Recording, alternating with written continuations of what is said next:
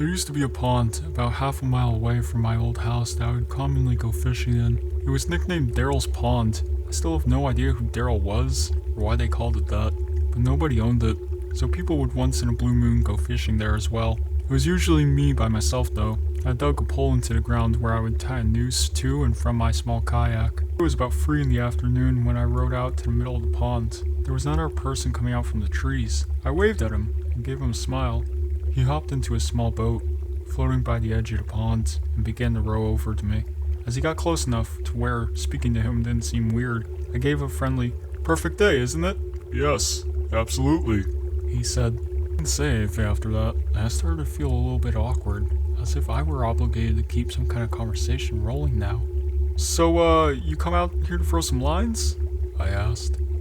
"No, I don't actually fish." "Oh, well, it's never a bad day to relax on the pond," I said. He continued to row closer to me until his boat collided with mine, making a big thud. I didn't feel threatened, just kind of weirded out. I was only 24 years old, but this guy looked like he was in his late 40s or even 50s. There was an awkward silence. I acted as if I was focused on trying to make a catch, but by now that wasn't even on my mind. This guy was weird. I didn't know what he wanted, and I was uncomfortable being so close to him. I felt him looking at me, or at least in my general direction. As I faced halfway to the opposite direction of him, I took a quick glance to my right. Yeah, he was staring at me. I decided to be ballsy and lock eye contact with him. After about 4 seconds, he looked away. "So, where are you from?" I asked him.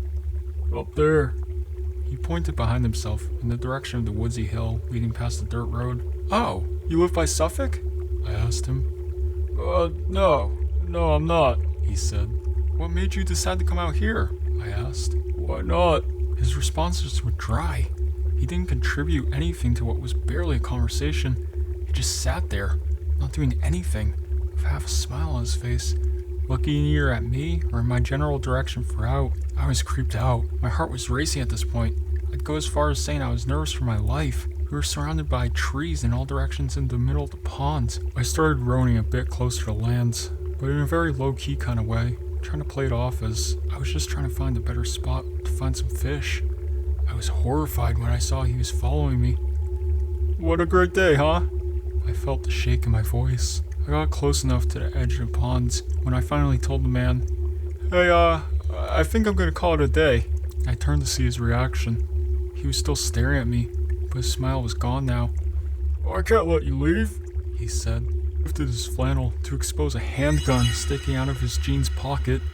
As soon as I could process what I was looking at, I dove out of the boat for land, ran the whole half-mile uphill through the woods, back to my house. I locked every door and window as soon as I made it home. I pulled down the blinds to the dining room window, leaving it open just a crack for peeking. It started to get dark out, and I left all the lights off, still peeking out to the front yard, making sure I wasn't followed. I eventually decided I wasn't followed. I realize now, like you, that not calling the police immediately was a huge mistake. I kept my bedroom windows open to let the room air out. My bedroom was on the 2nd floor, so I wasn't worried about being watched through the window. About half an hour after shutting out the light and falling under the covers, I heard the sound of leaves crunching from outside. I sat up to hear it more clearly. There was definitely something walking around out there. I would assume it was just a deer, or maybe even a bear, but after what just happened, I was still in paranoia mode. I sat up as still as a statue, except for the shaking out of fear, waiting as the sounds of his steps stopped. "Hey buddy, you up there? Are you trying to sleep?" "Sorry, I didn't mean to wake you." 100 pounds just dropped directly onto my chest. It was the same voice. I knew it right away. I didn't make a sound. I crept out of the room quietly, downstairs to the kitchen, and grabbed the phone, practically crawling on my way out to avoid being seen through the open blinds. I called 911, like I should have earlier, in the temporary safety of my bedroom. I made sure to whisper into the phone, as I was still hoping he hadn't yet heard or spotted me. 20 minutes felt like an hour, as I sat behind my bed, waiting for the police to arrive, in constant fear that I'd hear glass breaking from downstairs, or a thud on the back door, or even the voice again. The police did a thorough investigation of the property and nearby woods, turning up nothing. They suggested I stayed with a friend or a family member for a few days, so I did. I never heard from or saw the man again, but I still moved a month later. I couldn't deal with the constant fear and paranoia of being watched through my windows. I feel much more comfortable fishing out by the bay now.